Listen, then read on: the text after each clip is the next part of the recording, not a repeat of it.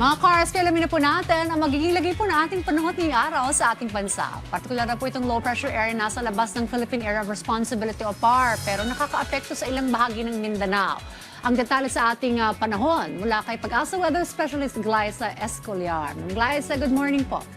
Good morning din sa iyo, Dayan. At para sa lagay ng ating panahon, asahan sa Zamboanga Peninsula, Barms, Hoxargen, Lanao del Norte, Misamis Occidental at Palawan ang maulap na kalangitan na may kalat-kalat na ulan at pagkidlat pagkulog dahil sa southwesterly wind flow. Dito naman sa nalalabing bahagi ng Mindanao, asahan din ang maulap na kalangitan na may kalat-kalat ding pag-ulan at pagkidlat pagkulog dahil naman ito sa trough ng low pressure area na minomonitor na natin itong mga nagdaang pang mga araw.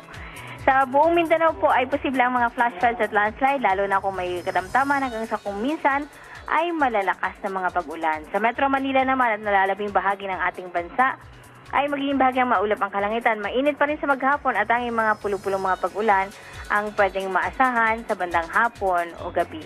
Ang low pressure area sa labas ng Philippine Area of Responsibility na ating minomonitor ay huling namataan po natin 1,570 kilometers silangan ng northeastern Mindanao. Ito ay posibleng pumasok ng PAR Thursday hanggang Saturday at tatawaging Domeng. Pwede po itong maging severe tropical storm o mas mataas pang kategory, pero ito naman po ay hindi magla-landfall.